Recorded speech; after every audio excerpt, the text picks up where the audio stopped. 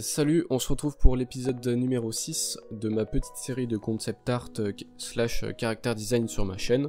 Et aujourd'hui on se retrouve pour un épisode assez sympathique, on va dire, parce que le perso que j'ai fait aujourd'hui est assez simple. C'est...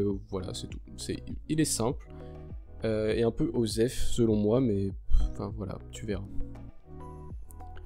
Donc l'idée derrière ce personnage, donc déjà c'est un tank, par rapport, comme tu le sais, que c'est potentiellement dans l'idée de...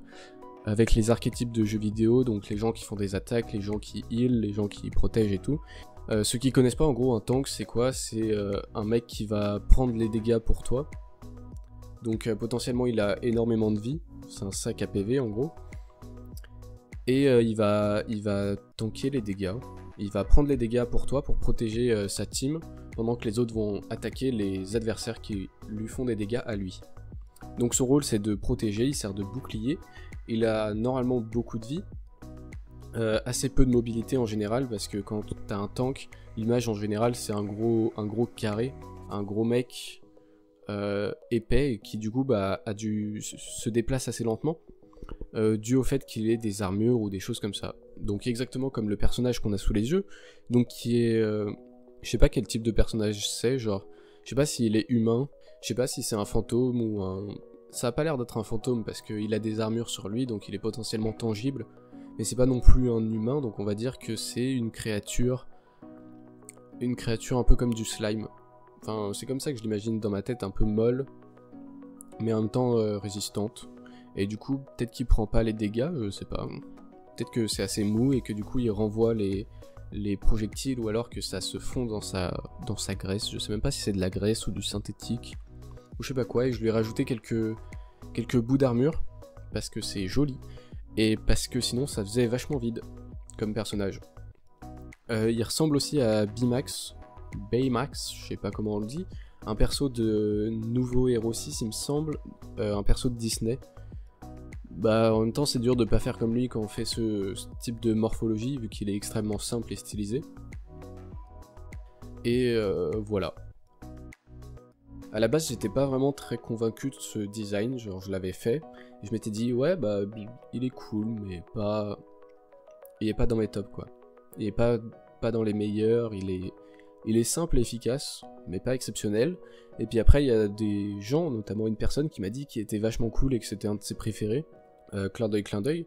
Donc je suppose qu'il est bien. Donc voilà, on va dire qu'il est bien. Moi je le trouve assez simple. Et puis il a l'air tout mignon, tu vois, avec ses petites rondeurs et tout. Il a pas l'air méchant. Et en vrai je pense pas que ce soit un méchant. Je pense que c'est juste un mec... Déjà, est-ce que c'est un mec? Qu'est-ce qui te fait dire que c'est un mec? Voilà.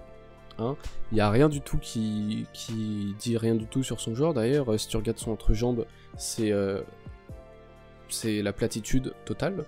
Donc je sais pas.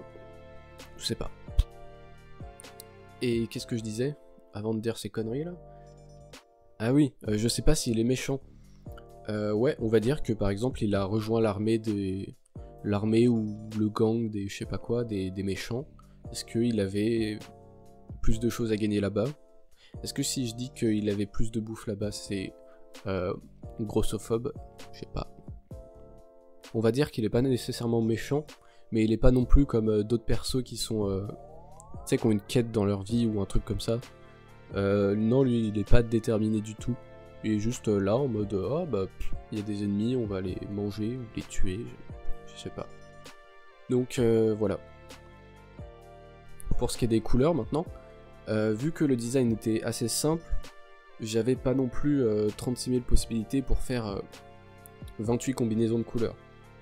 Donc là en gros il y a 3 couleurs prédominantes, donc du noir, du blanc pour l'armure, et du bleu-vert pour...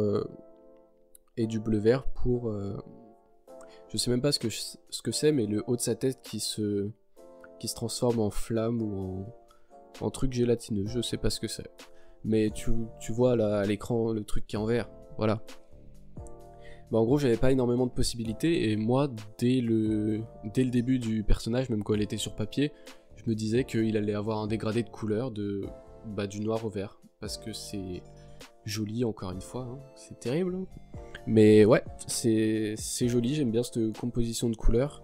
Peut-être qu'il aurait mérité plus de détails, mais en même temps ça rend bien avec son design quoi, genre juste simple, il est là, il prend des dégâts, enfin il est là, c'est un tank, et c'est tout ce qu'il fait rien de plus. Il en a pas énormément dans le cerveau, il a pas énormément d'ambition ou de choses, c'est... Voilà, du coup les couleurs rendent plutôt bien avec le design de base.